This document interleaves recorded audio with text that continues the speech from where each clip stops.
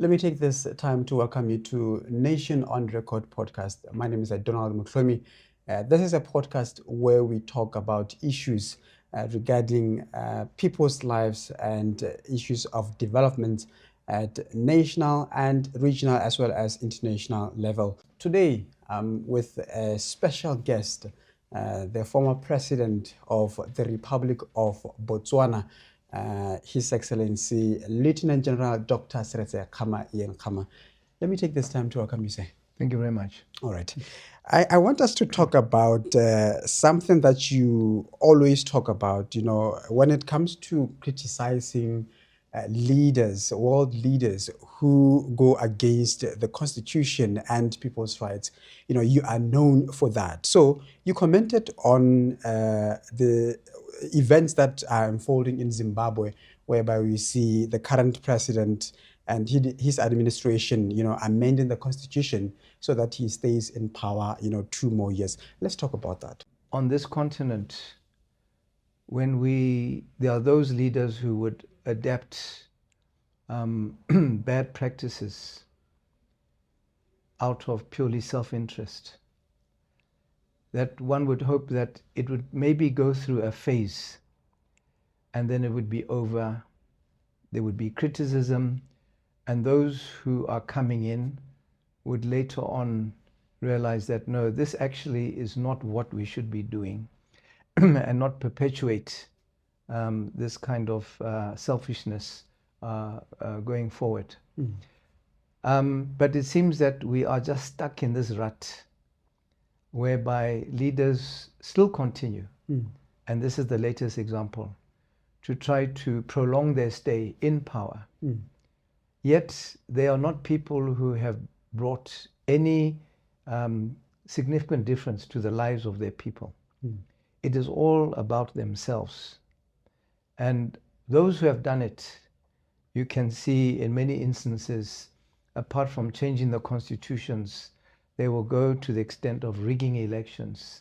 They will detain, or they arrest and detain opposition leaders. They will ban opposition parties. They will rig elections, all in order for themselves, thinking, and I've used this expression before, that they are God's gift to their countries. And these are leaders who come from countries who have millions of citizens.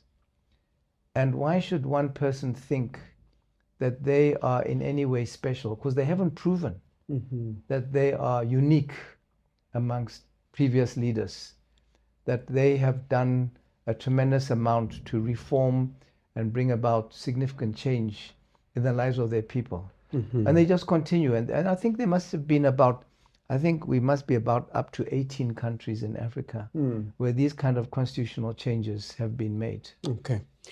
Supporters often argue that constitutional amendments are legal and democratic, if they pass through parliament. This might be contrary to what the people want. So let's talk about that. I mean, they took the bill to parliament and it was passed. If it's a rigged parliament, what do you expect? Those MPs sitting there were rigged into getting their seats. And other times there's also cash inducement to buy people. So you're not really talking about a process which is fair and credible. So that way you'll find that in many cases, those who have done that are using a parliament that they brought in through the back door. They're using like the majority rule. No, it's not majority rule. I'm talking about, when I say bringing them through the back door, I meant that they have not complied with free and fair elections.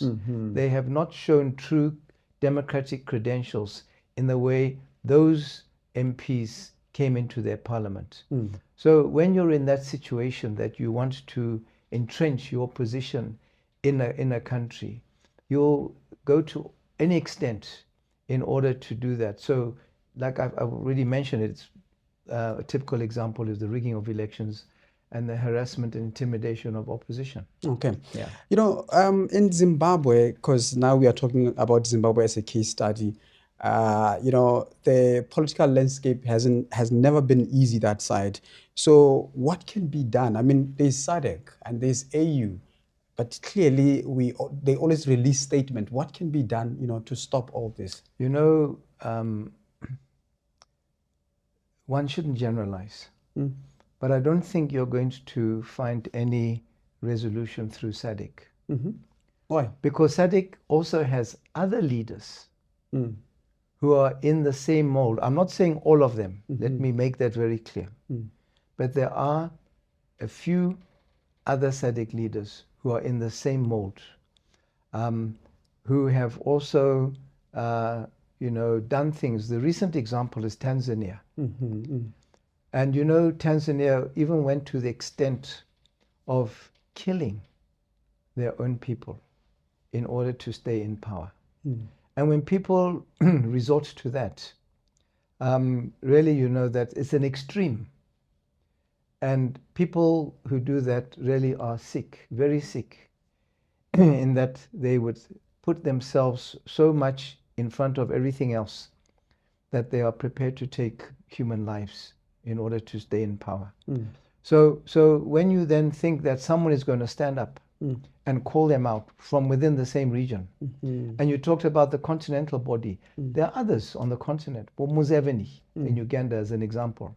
I mentioned Paul Biya, who's 93 years old. And Paul Kagame as well. Yeah, he's been there, 26 years. And he changed, Paul Kagame, he changed the constitution in order to stay longer. So I'm just saying, so you'll never find, it's like if I give an example, when you see there are military coups on the continent, very soon you'll find the regional body suspending the membership of that country because of the coup. The AU also will come out very quickly to suspend that country. But you would say, okay, but then what led to the coup? Those leaders themselves engaged in human rights violations, violated the rule of law, amended their constitutions, all the type of things which have crowned them as dictators, very autocratic leadership. And yet the regional bodies say nothing. The AU says nothing. And then when the soldiers say, no, because of all these things you've been doing, we are now taking over. And you'll find that initially, not long afterwards, you'll see that people rejoicing that that leader has been removed. Yes. But the unfortunate thing is that the military then, once they come into power, then they too start enjoying power and not wanting to hand over. But at the time it happened, there would be people support, majority people support, but yet they would be condemned by, like I said, these regional and continental bodies. Yes. So it's sort of like there's a club that these leaders belong to. There's solidarity. They're sort of thinking that, well, one day if I want to do the same thing, I will not expect my neighbor, my colleague, to be criticizing me. Yes. So let me just keep quiet. All right. I mean, you as a former head of state, and you have a track record of, you know, calling these leaders out, like I mentioned before. You say these, you know, regional bodies and, you know, the AU, you know, they are of no help looking at what's on the ground. But what should be done? I mean, something has to be done because we're talking about human rights. Regional bodies, continental bodies, international bodies don't step up. And let's look outside the continent. Let's look at a country like Israel, who are massacring innocent people in Gaza and in Lebanon as we speak, and in the West Bank. And there'll be a few noises made by some in the international community, but nobody really comes out and do what they're supposed to do and isolate that country. Israeli diplomats should be expelled from countries where they have embassies to show them that what you're doing is just not going to be tolerated. They should be totally isolated. The same with the Russians and their attack on Ukraine, and how you see human rights violations being there. Because You can't just walk into a country one day and decide you want to take it over. Mm-hmm. So yes, certain countries have stood up and opposed, but how loud are we raising our voices? When you want to say governments which are democracies, which may try to give the impression that they are pro-human rights, but when we see human rights being violated on a massive scale, I gave the example of what Israel is doing to the Palestinians and what Russia is doing to the Ukrainians. And yet those countries are not saying much about it. They don't say much about it. And that's why these things are allowed to perpetuate. And they continue and they continue. And right now we're in a situation in this world where no one is calling out these violations. So then it's left to others, NGOs, to voice their opinions as loud as they can. All right.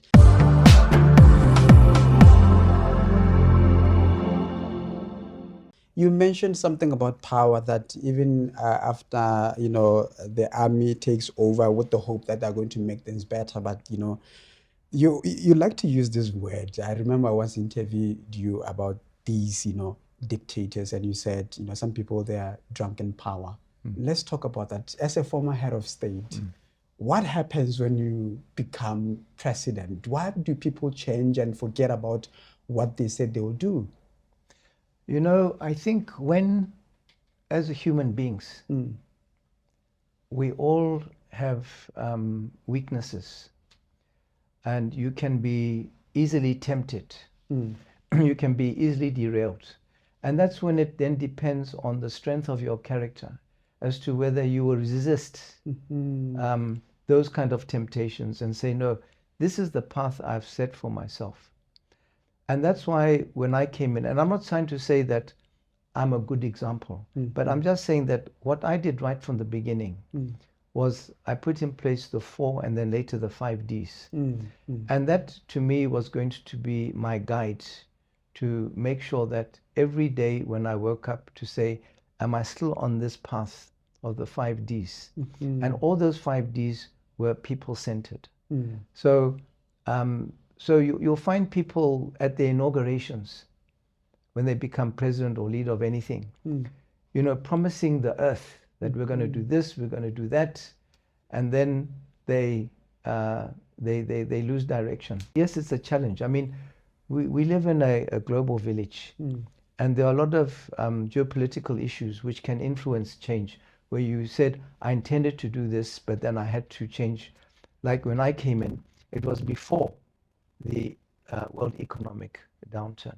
Suddenly you were confronted with this thing, and it was something that pulled every country down. So whatever plans I had at that time, you know, had to be amended to then suit the new reality. But in other cases, you can make promises, and there won't be external factors that cause you to change. You just make promises which may be unrealistic in order just to come into power. And then you would find that Sir Keir Starmer find himself in that situation that now he's had to step down. But of course, one must say, and it wouldn't happen in this continent, that you take your hat off to him, that when others have said to him, look, you're not delivering, we don't think you're the right person to lead us anymore, he will unilaterally and voluntarily step down and say, okay, fine. And we've seen other people in that, even though it's very sad that a country like that has had so many leaders in such a short space of time, that also creates its own instability and problems. But at least, unlike those here who want to continue in office forever and not delivering anything, just want to continue on and on. And it's their people who then suffer the consequences of poor governance. Okay, let's talk about you know, other players. You know, let's take a country like Botswana. We have a party that is, you know, ruling, and we have people who are backing that party. What's their role, you know, in advising the president? Now we're talking about Africa, advising the president that you are taking the wrong step. let's go on this direction. Like you said, people, they promise, but they make a U-turn. What's the role in that? I'm a bit reluctant to answer that question because I don't want to be dragged into politics. Yes, yes, yes. But, you know, in general terms, I would assume any president, I'm not talking about this one, I'm talking about past presidents and future presidents, they are surrounded by advisors. Your cabinet, for a start, people in the political arena. Then all your permanent secretaries and your officials, if you're meeting them on a regular basis, as you should be doing, presenting that here's this issue, here's a problem, here's a challenge, how do we get over it? Come back to me, go sit, work on it, come back to me, give me options, and let's then agree amongst ourselves which direction we're going to take. So that's how governments generally should work. When you probably then take the position that I'm not saying that's what's happening here, but I'm giving an example of someone like Donald Trump. Obviously someone who just be taking decisions without listening to advice. And there's so many people out there, even within his own party, who don't like some of the decisions and things that he's doing. It just becomes a circus, which is what it is in that particular administration. And so I would just say that that's what, you know, advisors are. They may not be called advisors, but there are people there to give advice. You can bring in, if you want, other so-called advisors. We could be from inside or from outside the country, just to sort of top up those who are already in the country, coming with experience from outside as well. But as I say, that is something that each leader has to, you know, consider and take into account. Okay, let's look at corruption as one of the factors that may lead to these leaders, you know, extending their term. Let's talk about that. Well, corruption is driven by greed. So if you find that, and when I talk about greed, I mean even people who are well off also engage in corruption, because that's greed. They just want more and more and more. So when they see what they can get, what being a leader can bring them, that when you've got people who are wanting to come to the country to invest, and you then meet with them and then you try to say, what can I get out of it if I give you this contract, if I give you this tender, and so on and so forth. If you try to amass wealth, it's the thing that I talked about resisting temptation, because who doesn't want to be well off? But the thing is, how do you get there?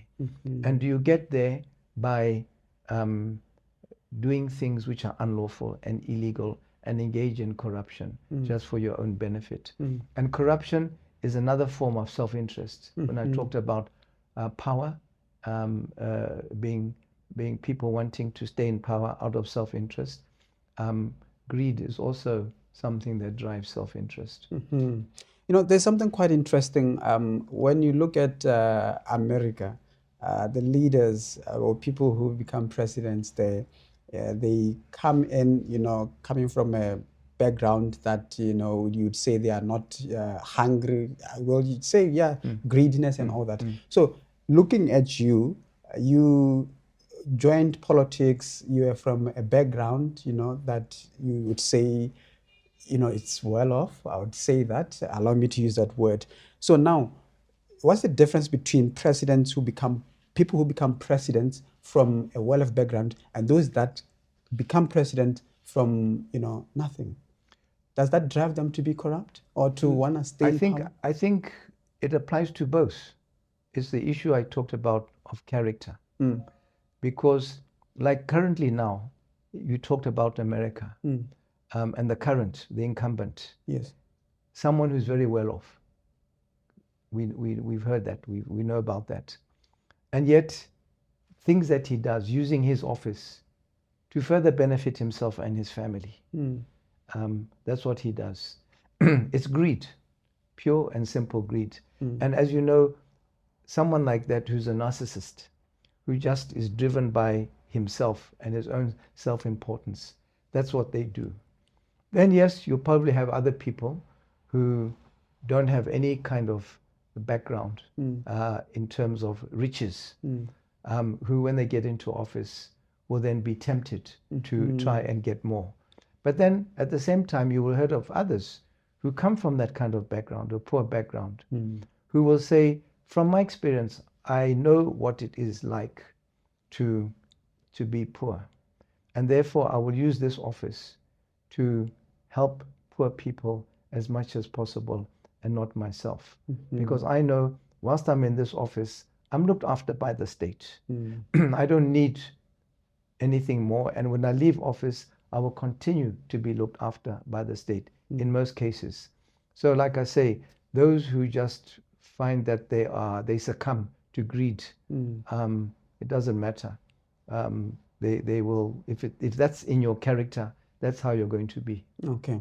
Now let's talk about solutions. In Asian countries, we see some of the prime ministers being held accountable. Some of them, they even go to jail. In Africa, it's rare to see presidents who are accused or alleged of, wrongdoing. Even if, there is evidence, it's hard to see them really being held accountable. Let's talk about accountability and its role in terms of curbing this, and now looking at Africa as a whole. Really, the only thing that can hold people accountable, leaders, is the people themselves. Through election. So through, the issue of regional bodies, continental bodies, international bodies, we have seen it hasn't done anything. When I made those examples of Israel, Russia, and even here on the continent, it hasn't changed anything. So it's the people themselves who can bring about change. So how do you get there? You talked about elections, but those kind of people will tend to rig elections. So you're not going to get rid of them that way.